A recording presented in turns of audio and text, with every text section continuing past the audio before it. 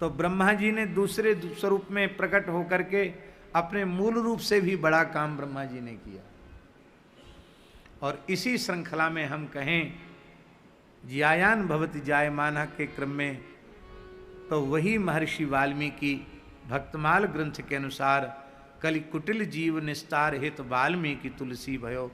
तो जब तुलसीदास जी के रूप में प्रकट हुए तो और अधिक सबके लिए उपादेय और ग्राह्य हो गए। आहा, क्या कहना है, गोस्वामी जी ने क्या नहीं कह दिया।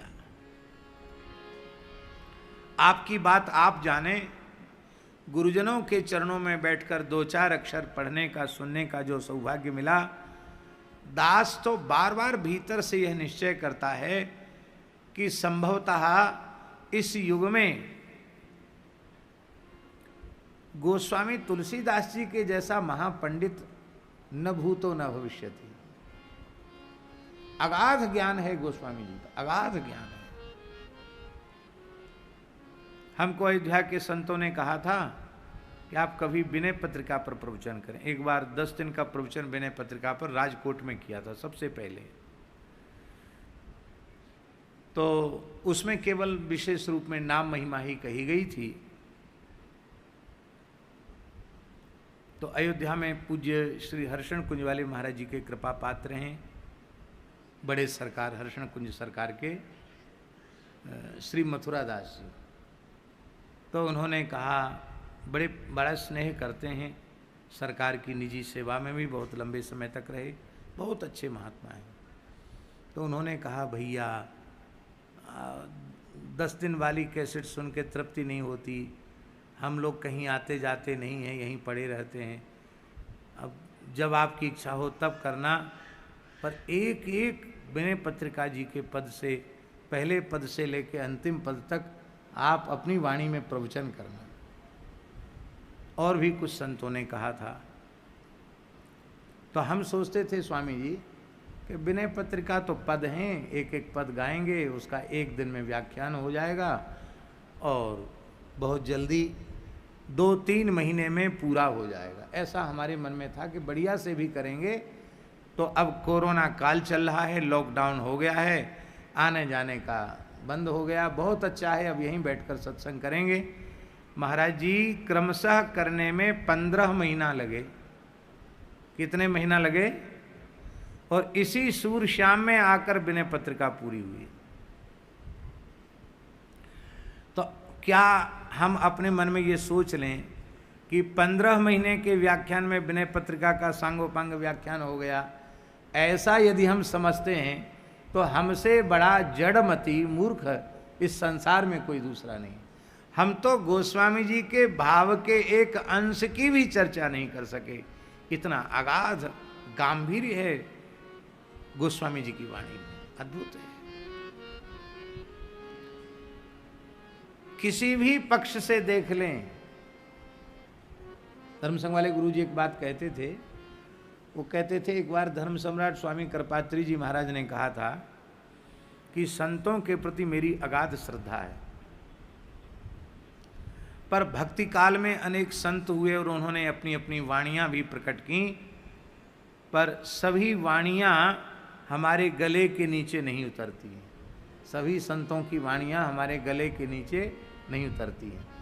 केवल एक तुलसीदास जी महाराज ऐसे हैं जिनका संपूर्ण साहित्य ग्राह्य है, क्योंकि एक अक्षर भी वेदादि शास्त्रों के विरुद्ध अथवा वर्णाश्रम व्यवस्था के विरुद्ध एक अक्षर भी गोस्वामी जी ने नहीं कहा।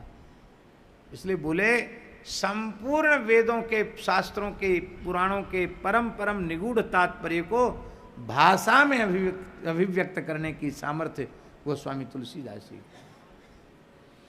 वे चातुर्मास्य करते थे काशी में, स्वामी कृपात्री जी महाराज 2 महीना श्रावण भादों 2 महीना काशी निवास करते थे और नित्य उनका प्रवचन होता था। उस प्रवचन में वे हिंदी में नहीं बोलते थे, संस्कृत में ही बोलते थे, संस्कृत में ही बोलते थे, प्रवचन करते थे। चातुर्मास में हिंदी नहीं बोलते थे, संस्कृत ही बोलते थे।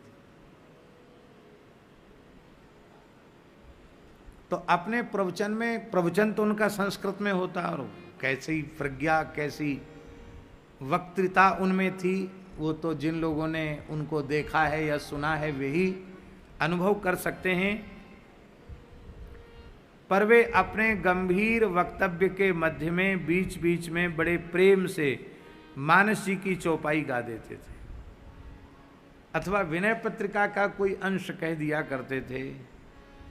तो एक महापुरुष थे, स्वामी श्री देवनायकाचार्य जी महाराज, रामानुज संप्रदाय के थे, बड़े विद्वान थे और करपात्री जी के अभिन्न सहयोगी थे।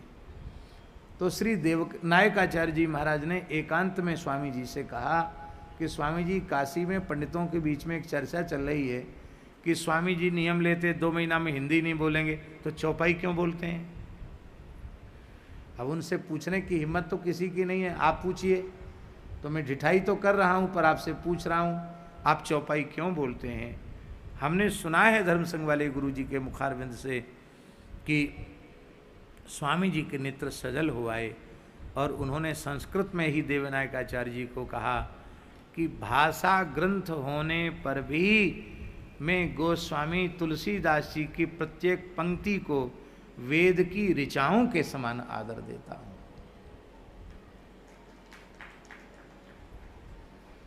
इसलिए गोस्वामी जी का काव्य उद्धृत करने में मेरा व्रतभंग नहीं होता है।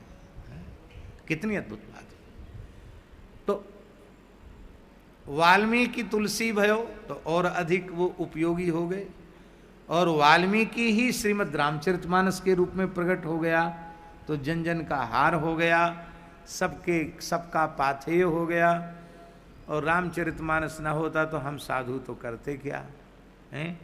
कितने लोग जो केवल मांगने खाने के लिए ही ग्रंथ का आश्रय लिए हैं, उनकी भी उदर पूर्ति मानस के द्वारा हो रही है, उनको भी यश कीर्ति धन सब कुछ मिल रहा है। और यदि निष्काम भाव से आश्रय लें तो भगवत प्रेम भी उन्हें प्राप्त होगा। और मेरा ऐसा मानना है कि सकाम भाव से भी कोई सद्ग्रंथों का आश्रय ले, ईमानदारी से ले, तो अंत में वे ग्रंथ उसे निष्काम बना दें। इसलिए आर्ष ग्रंथों का आश्रय अपने जीवन में अवश्य लेना चाहिए। भगवत प्राप्ति की ओर जो बढ़ना चाहते हैं, मेरे विचार से उनको बहुत अधिक ग्रंथों में भटकना नहीं चाहिए। श्रीमद् भगवद गीता, श्रीमद् भागवत, श्रीमद् रामचरितमानस, श्रीमद् भक्तमाल और श्री विनय पत्रिका, ये 5 ग्रंथ पर्याप्त हैं परमार्थ पथ के पथिकों के लिए, परम परम पाथेय हैं। रामचरितमानस से आप ऐसा मत सोच लेना कि हम श्रीमद् रामायण का नाम नहीं ले रहे हैं। रामायण को भी समझ लेना चाहिए। वाल्मीकि रामायण, रामचरितमानस दोनों का ही क्या कहना, अद्भुत है। श्री सीताराम प्रतिदिन सत्संग एवं दर्शन के लिए श्री महाराज जी के ऑफिशियल चैनल को जरूर सब्सक्राइब करें।